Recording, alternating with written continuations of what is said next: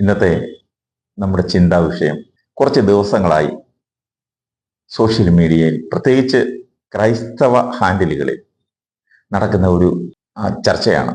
മാരിയോയും ജിജിയുമാണ് അതിലെ താരങ്ങൾ. അവരെക്കുറിച്ചാണ് കഴിഞ്ഞ ദിവസങ്ങളിൽ ഒരുപാട് ചർച്ചകൾ പ്രത്യേകിച്ച് വാട്സാപ്പ് ഗ്രൂപ്പുകളിലും സോഷ്യൽ മീഡിയ ഗ്രൂപ്പുകളിലൊക്കെ നടക്കുന്നത്. ഒരുപാട് പലവിധ അഭിപ്രായങ്ങൾ പലരും പങ്കുവയ്ക്കുന്നു. ഇവര് ചാരിറ്റി എന്നൊക്കെ പറഞ്ഞ് വീട് വെച്ച് കൊടുക്കുന്നതും ചില ക്രൈസ്തവ ദേവാലയങ്ങളിൽ നടക്കുന്ന കുടുംബ സംഗമങ്ങളിൽ പ്രസംഗിക്കുന്നതുമൊക്കെ നമ്മൾ കേട്ടിട്ടുണ്ട്. അത് ഇവർ രണ്ടുപേരോട് ചേർന്നാണ് മിക്കയിടത്തും പോകുന്നതും വരുന്നതും ഈ പരിപാടികളൊക്കെ ചെയ്യുന്നതും ഒക്കെ. അങ്ങനെയാണ് നമ്മൾ കണ്ടിട്ടുള്ളത്. നല്ല രീതിയിൽ മനസ്സിലാകുന്ന രീതിയിൽ തന്നെ ആളുകളെ കയ്യിലെടുക്കാനും അവരെ പറഞ്ഞ് ഫലിപ്പിക്കാനും ബോധ്യപ്പെടുത്താനും ഒക്കെ ഭാര്യയും ഭർത്താവും കാര്യങ്ങൾ അവതരിപ്പിക്കും. ആരെയും ചിരിച്ചുകൊണ്ട് സംസാരിച്ച് സൗഹൃദം സൃഷ്ടിക്കാൻ അസാധ്യ കഴിവാണ് ഇരുവർക്ക്. അതൊക്കെയാണ് നമ്മൾ കഴിഞ്ഞ കുറെ കാലമായി കണ്ടുകൊണ്ടിരിക്കുന്നത്. അത് സോഷ്യൽ മീഡിയയിലെല്ലാം നമുക്ക് കിട്ടുകയും ചെയ്യും. ഈ അടുത്ത കുറച്ച് വർഷങ്ങളായതേ ഉള്ളൂ ഇവർ സോഷ്യൽ മീഡിയയിൽ സജീവമാകാൻ തുടങ്ങി. ഈ സോഷ്യൽ മീഡിയ സജീവമാകാൻ തുടങ്ങിയത് മുതലാണ് ഇവരെ കൂടുതലായി ലോകമെമ്പാടുമുള്ള മലയാളി സുഹൃത്തുക്കൾ അറിയാൻ തുടങ്ങിയത്.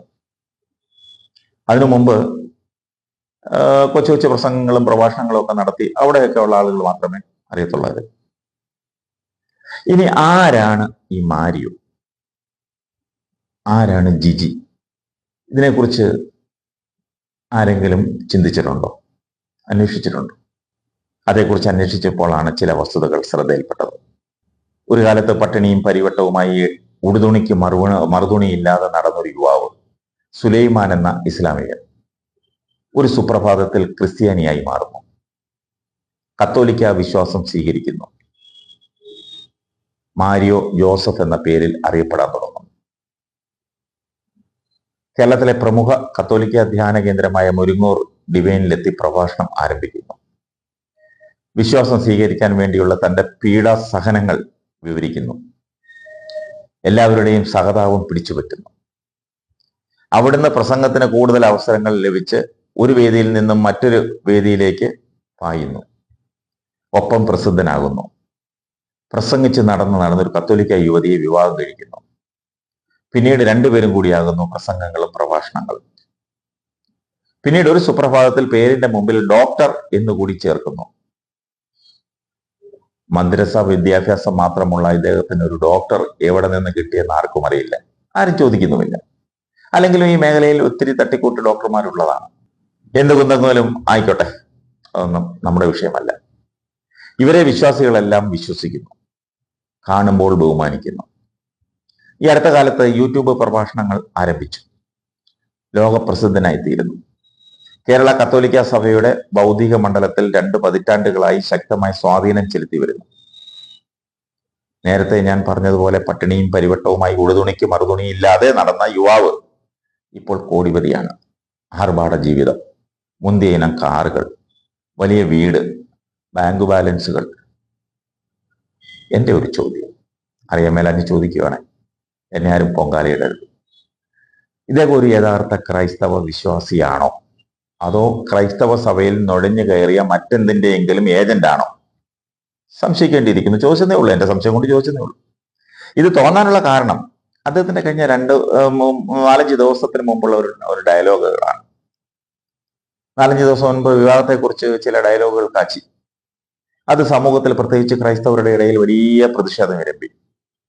ഇയാൾ തന്നെ എഡിറ്റ് ചെയ്ത് പുറത്തുവിട്ട 1 മിനിറ്റ് വരുന്ന വീഡിയോയുടെ ലക്ഷ്യം വളരെ വ്യക്തമായി ക്രിസ്ത്യൻ വിശ്വാസികൾക്ക് വെളിപ്പെടുകയും അതിന്മേൽ പ്രതിഷേധങ്ങൾ ഉണ്ടാവുകയും ചെയ്തപ്പോൾ വളരെ പെട്ടെന്ന് തന്നെ അതിന്മേൽ മാപ്പുമായി മാരിയോ രംഗത്തെത്തി.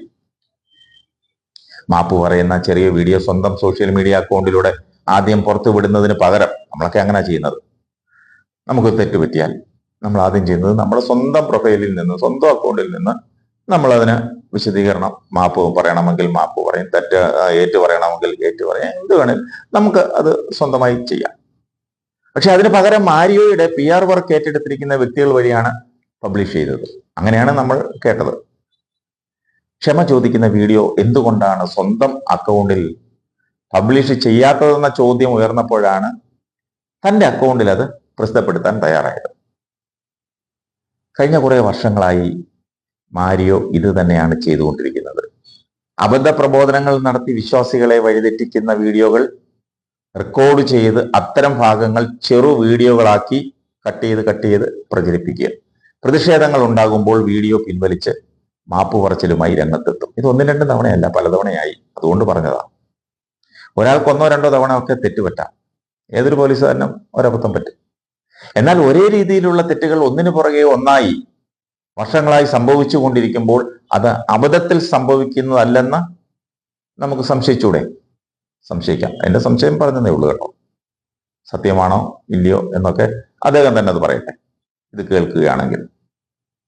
അതുകൊണ്ട് തന്നെ തനിക്ക് പറ്റുന്ന തെറ്റുകൾ തിരുത്തുവാൻ മാരിയോ തയ്യാറാവുന്ന കാലം വരെ മാരിയോയെ ക്രൈസ്തവ സഭാ സംവിധാനങ്ങൾ ഉപയോഗിച്ചുള്ള സുവിശേഷ പ്രഘോഷണങ്ങൾ നടത്തുവാൻ അനുവദിക്കാതിരിക്കണം.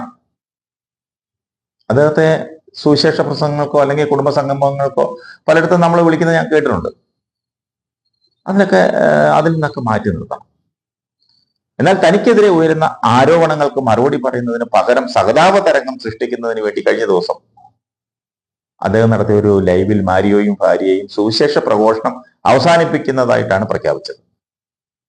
സഹതാപം പിടിച്ചു വയ്ക്കാൻ. നമുക്കറിയാം, ഈ കാളവാല് വെക്കുന്ന എന്തിനാണെന്ന് നമുക്കറിയാം. അതായത് മുൻകാലങ്ങളിൽ തനിക്ക് സംഭവിച്ച തെറ്റുകൾ തിരുത്തി ഇസ്ലാമിനെയും ഖുറാനെയും പൂർണ്ണമായും ഒഴിവാക്കി യഥാർത്ഥ ക്രിസ്ത്യാനിയായി സുവിശേഷ പ്രഘോഷണം തുടരുവാൻ മാരിയോയ്ക്ക് താല്പര്യമില്ലെന്നർത്ഥം അത് കേട്ടാൽ. അങ്ങനെയാണ് എനിക്ക് തോന്നിയത്. ഇവർ രണ്ടുപേരുടെയും കുടുംബങ്ങളെ കുറിച്ചുള്ള പ്രഭാഷണങ്ങളിൽ പലതിലും ലൈംഗികതയുടെ അതിപ്രസരം കാണാൻ സാധിക്കും. പ്രത്യേകിച്ച് ജിജിയുടെ അശ്ലീലം കലർന്ന ചില ഡയലോഗുകൾ ആരെയും ഇക്കിളിപ്പെടുത്തും, പ്രത്യേകിച്ച് ചെറുപ്പക്കാരെ. ഞാൻ വെറുതെ പറയുന്നതല്ല, സോഷ്യൽ മീഡിയ തപ്പിയാൽ നമുക്ക് കാണാം, നമുക്ക് കേൾക്കാം. ഞാനും നിങ്ങളും എല്ലാം സോഷ്യൽ മീഡിയ ഉപയോഗിക്കുന്നവരാ. വെറുതെ ഒന്ന് ചുരണ്ടിയാൽ മതി, നമുക്ക് കേൾക്കാം. കിടപ്പറയിലെ കാര്യങ്ങൾ പോലും പച്ചയ്ക്ക് പറയുന്ന ഇവരെ ക്രൈസ്തവ ദേവാലയങ്ങളിൽ, പ്രത്യേകിച്ച് കുടുംബ സംഗമങ്ങളിൽ ക്ഷണിച്ചിരുത്തി അശ്ലീലം പറയിക്കുന്നത് ശരിയാണോ എന്ന് വിളിക്കുന്നവരൊക്കെ ഒന്ന് ചിന്തിക്കണം.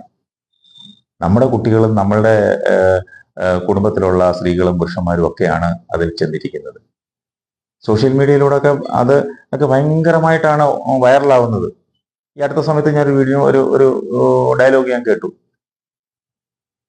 ഇതൊക്കെ കാണുമ്പോൾ സത്യം പറഞ്ഞാൽ പുച്ഛമാണ് തോന്നുന്നത്, പുച്ഛം.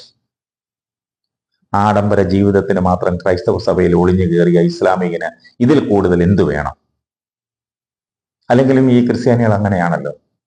നുഴഞ്ഞു കയറി വരുന്നവനെ, വല്ലയിടത്തുനിന്നൊക്കെ വരുന്നവനെ വെള്ളത്തടുക്കിട്ട് സ്വീകരിക്കും, കൂടെ ഉള്ളവനെ ചവിട്ടി താക്കും. ഇത് ക്രിസ്ത്യാനികളുടെ ഒരു സ്വഭാവമാണ്. ഇവരെ പോലെയുള്ളവരെ ഒരു കാതം ദൂരത്തെ നിർത്താവൂ, അകലത്ത് മാറ്റി നിർത്തണം.